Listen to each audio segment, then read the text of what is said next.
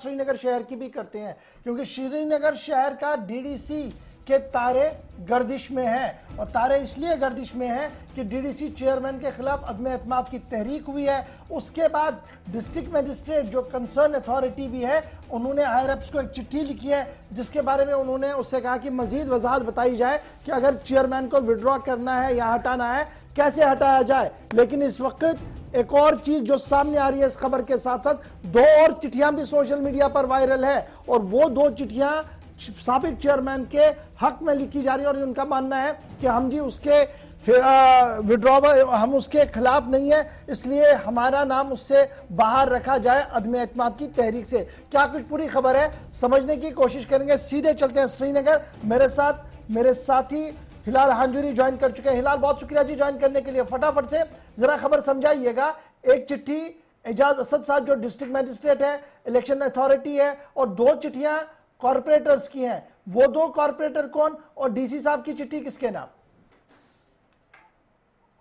बिल्कुल, इससे पहले कि हम इन 2 चिट्ठियों और उस चिट्ठी की जो डिप्टी कमिश्नर की जनब से चीफ इलेक्टोरल ऑफिसर को लिखी गई है, उससे पहले वाली चिट्ठी जो है 2 तारीख की, जिसमें बाज़ाब्ता तौर पर मेंशन इस डीसी कमिश्नर के चिट्ठी में किया गया है कि 2 तारीख को जो एक चिट्ठी डिप्टी कमिश्नर श्रीनगर को 10 मेंबरान जो काउंसिल के हैं वो ये लिखते हैं कि वो मौजूदा चेयरमैन के खिलाफ नो कॉन्फिडेंस मोशन ला रहे हैं। तो इस वजह से एक सेशन बुलाया जाए, एक मीटिंग बुलाई जाए जिसमें वो आत्म एतमाद का इजहार करेंगे। हालांकि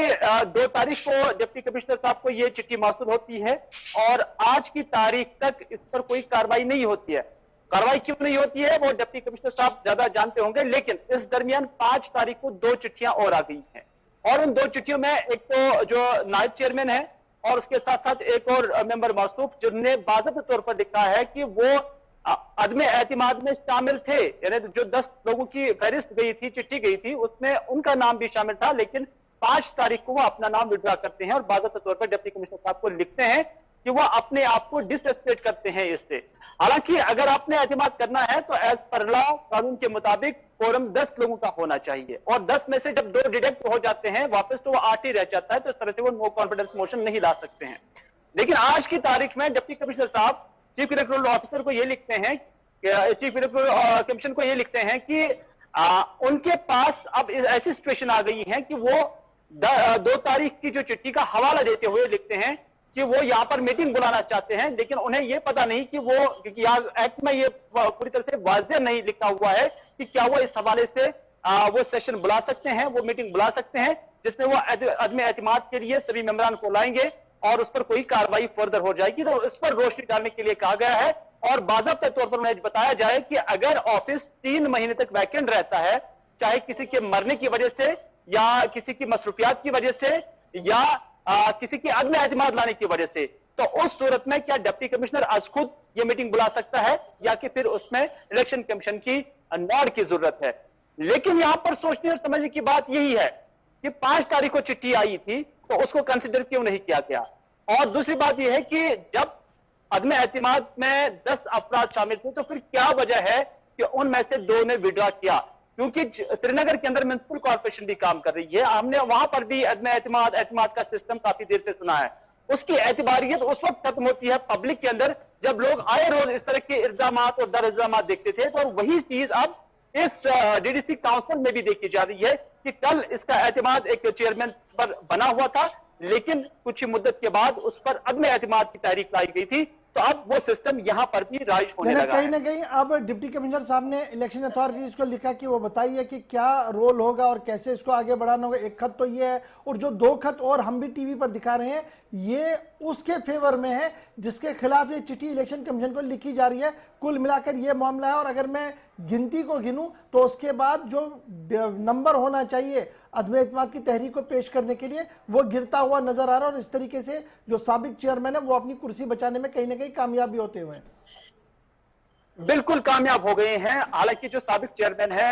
उन्हें एतमाद था बहुत सारे लोगों का जो इंडिपेंडेंट खाते से आते हैं, लेकिन जिन लोगों ने, ये जो 10 लोग थे उनमें ये 2 लोग भी थे, जिसमें बिलाल अहमद जो कि नायब चेयरमैन है, जो इंडिपेंडेंट कैंडिडेट थे, लेकिन साथ ही साथ जो दूसरा